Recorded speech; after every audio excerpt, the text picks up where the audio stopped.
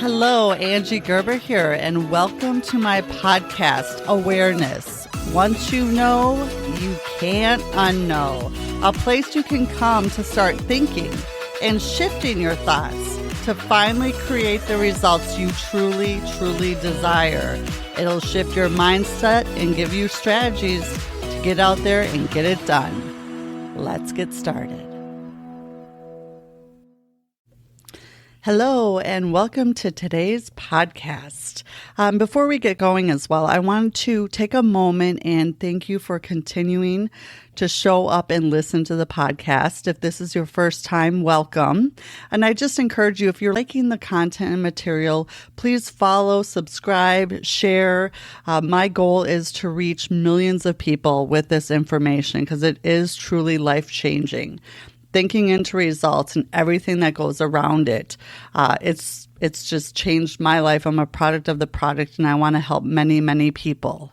And with that said, I'm going to kind of take it a little bit of a different direction and talk about something that happened in my personal life this week that was, it could have been a lot worse than it was, but it was still kind of earth-shattering in my world. It kind of rocked my world a little bit in a different way. So I live in Minnesota, for those of you who may not know, and we have lately been calling it Minnesota because it snowed so much this past winter. It's been the third snowiest winter on record. So definitely, I think almost 90 inches of snow or something absurd like that.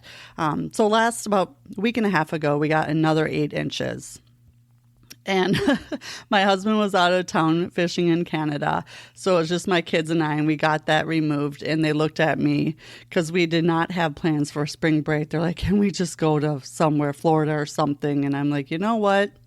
It's not going to be hard to talk me into it now that just happened. So we decided last minute, like literally within 2 days, we booked a trip and we headed to Florida. And we're really excited about it. They wanted to take the earliest flight possible because they wanted to be able to spend the whole day there. They wanted to do this so much that when we got to our terminal in Minneapolis to head out to Orlando, they had overbooked the flight. And they said, all right, $700 a ticket. We need a party of 3, which we were, and one more. And they're like, no way. And I was like, what? Okay. You guys don't want to take a later flight. And then they were like, no way. And I was like, what? Okay. You guys don't want to take a later flight. And then they raised it to 1,000, and my kids still weren't budging. And if you know my 14-year-old, well, you don't, but he loves money. He has over, I don't even know how much money in savings, but he does not spend, and he just wants to invest and learn everything about money. So I was really surprised he did not budge. So we ended up boarding the flight, really early flight to get into Florida, probably around 10 o'clock or so. And it was one of those planes, we flew Delta, where you have two seats along the side and like 4 in the middle. So it was just, I don't know planes, but it was a big plane. It was packed. It was full, lots and lots and lots of people. As you can imagine, lots of kids. And we were probably, again, booked last minute. We weren't towards the way back of the plane, but we were definitely more than halfway back. And so as the plane was unloading, I was sitting furthest away from our luggage. We did carry on. So my 14-year-old grabbed his and went. And then my 10-year-old, I got hers down and she went. And then I got mine down and I went. And then I'm like, oh, crap. I forgot one of those pillows that you put around your neck. And so I'm like, I'll be right back. I got to go I forgot something. And so my kids kept going, and I ran back to my seat to get my pillow. And of course, everyone's trying to get off, and I'm trying to go against traffic in one lane. Didn't go that well. So it probably took a good minute or so to get back, get that, and get going. And it was one of those ramps when you get off, and you go kind of up a ramp, and then you turn like 90-degree angle to the left to head out. And as I was walking up, my daughter's like, hey, waving at me. And I got up, and the flight attendant's like, are you with her? And I said, yeah, she's on the phone. And she's like, all right. She's like, and she kind of turns to me and she's like, who else are you traveling with? And I'm like, well, my son. And I kind of looked over and he was standing off the carpet right on the tile floor, kind of right out where you walk out. And I was kind of confused. I'm like, well, he was in a yellow sweatshirt, and I looked over and he took it off. So he was now in his blue t-shirt. And I'm like, well, that's him right now there. And she's like, okay, well, are you traveling with a older, like a bigger man? I said, no, my 14. She's like, okay, ma'am. And she turned. So now her back was to the crowd and I was looking at the crowd. And she's like, the man behind my shoulder in the gray sweatshirt, are you with him? I said, no, that I'm not with him. She's like, okay, I'm on the phone with the police right now. I called them. He tried to take your daughter. Because Haley got off the plane, my daughter, my 10-year-old, by herself because I went back to get a stupid neck pillow. And it is real people. There are people that are hired to do this. This happens all the time. And it's not talked about. This man saw my daughter was alone and went up to her and said, sweetheart, come with me. Your mom's over here. Come with me. She's over here. And I can't even imagine what had happened if she would have gone with him. I think because she's very animated. My 10-year-old is 10 and she's probably going on 17, 18 years old. I'm not even kidding you. She's so advanced like that. If she could drive, I'd probably let her. That's how responsible and independent she is. So for her to go off the plane without me, which I felt was like right in front of me, but it was a minute in front of me, to me, it just didn't register as that big of a deal. But I'm here to tell you it is. It is a big deal. So if you have kids or if you know people that have kids, just remind them. I just try to give my kids so much independence. And in doing that, I have to do a better job of picking my times that I do that. Because this gentleman walked up to my daughter. He saw she was alone. She's probably looking around trying to find her brother. And in an instant, he walked up to her, acted like he knew her, said, sweetheart, your mom's over here. Come over here with me. And she knew enough to know that I was still coming. I mean, it wasn't that far off. But had that been another child, had that been me when I was that age, you don't understand. You probably do. You may understand how chaotic an airport is in the middle of spring break when more than half the plane, almost all the plane, is families and kids and just unloading and just pouring out into the airport. And there's 4 other planes unloading and there's just so much chaos going on. So the flight attendant goes, he approached your daughter and he tried to get her to come with him. And I saw that it didn't seem right. So I asked her if she was with him and she said, no, she did not know him and she was not traveling with him. So I took her aside. She's here and safe. And I was like, oh my God. I'm like, oh my God, thank you so much. She's like, not a problem. It's my job. So my hat's off to Delta. The way your staff looks out for and takes care of. And in the videos, they talk about how customers are first and they want to make sure their safety and they're, just feeling good and have a pleasant trip. And on their plane, customer service and satisfaction is everything. I cannot tell you what could have happened. I mean, I had to call my husband that night and tell him. And he's like, this is what I'm talking about. Because I'm a little bit more of the free spirit and he's a little bit more, if we had to say conspiracy theorist, I'm not going to go that far. But he definitely is very protective, is always looking out and not going to give many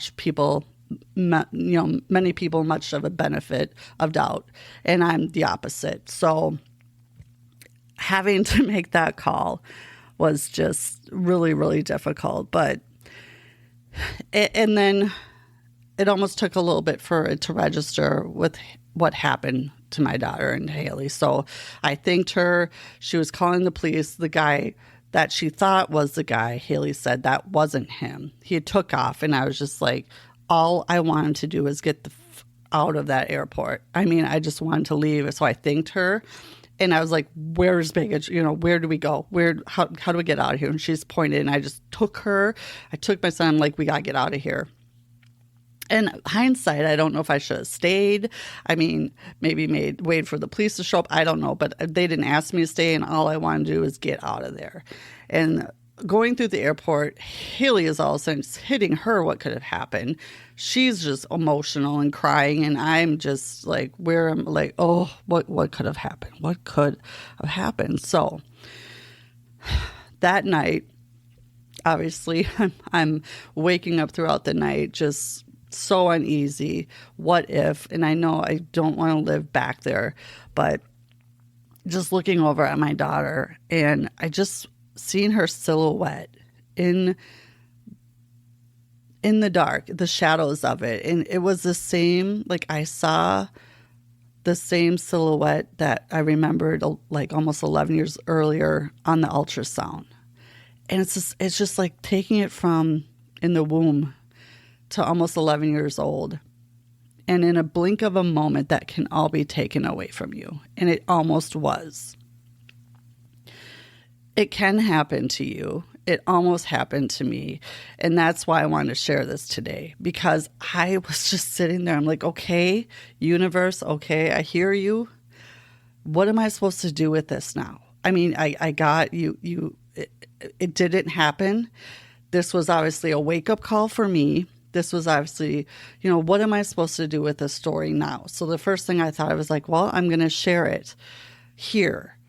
Because I really don't want to keep going back there into that energy all the time to go over and over this unless I need to, and it will be helpful for people. But I definitely just was like, okay, I will share this just as a friendly reminder to anyone out there. This happens all the time. These people are professionals. They are paid to do what they almost did to my daughter. And I cannot even imagine what would have happened had I walked off that plane and I could not have found her.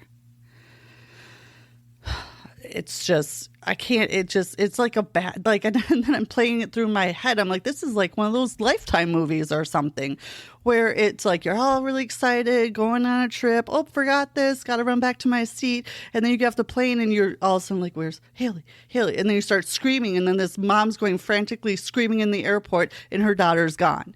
And that could have been me. It's not talked about as much as it should be. It's not highlighted. So I wanted to bring it to light because it does happen. It almost happened to me. So please take what happened to me. If you're the type of mom that I am, I'm not a helicopter mom. If you are, good for you. Whatever type of mom you are, you do you. I love it. You do what you got to do. Because again, we're all doing the very best we can with the tools and the resources and what we know as of today. And I'm going to tell you, after that incident, I'm stepping it up a lot because I might be too trusting.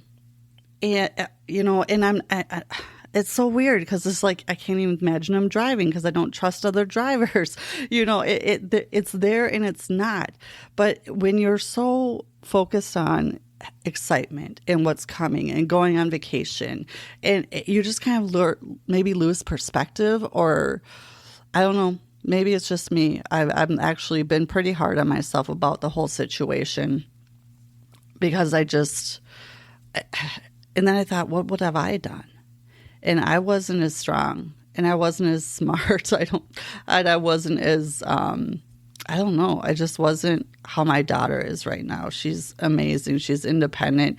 She's sassy. she's my little buddy, my little shadow. And I don't know.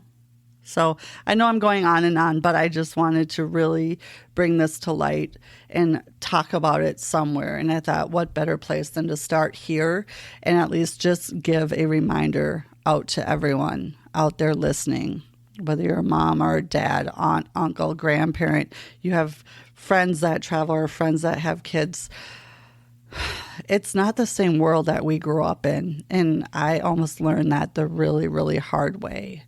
It's so different than me growing up in the 80s and being a teenager in the 90s. I mean, in graduating, 95 from high school, it is a different world. And, as much as I want to go back and show my kids what we had and, what they don't have versus, or what I didn't have that they have now, it's not how it was before. And just give them hugs, hold them tight because they're still there and you can, and have the conversation and make sure. And I think that's another reason why is because my husband, Bill, definitely he's done a very good job of instilling in them what to do if someone comes up. And he talked with her on the phone for quite a while that night, after that happened. And he obviously couldn't sleep for a night or two because he's just like, I cannot even imagine. And, feeling like I wasn't there to protect her. And it could have gone so sideways, and it didn't. So that's why I'm going on and on here, because if this can help one person, one child, just be a little bit more aware or know what to do, know to scream, know to kick, know to just do whatever, if anyone ever were to do that to them. There are people out there that are hired to try to take your children from you. It's a real thing. I knew it was a real thing. I just didn't really think it would ever happen, or is like that's on the shows, or that's on that newscast, or that's in that website or that podcast. It's there. It happens. So just be aware. Stranger danger, as we talked about when I was little, and pass along to someone that might be able to use it. So thank you all, and have a good one. Thanks for spending some time with me today. And if you like what you heard, feel free to share, like, subscribe, follow, do whatever it is you do. I'd love to get this out to as many people as possible, because it truly all does start with awareness. Once you know, you cannot unknow, and it changes everything. And of course, if I can help in any way, I'm here and happy to do so. Until next time, make it a good one.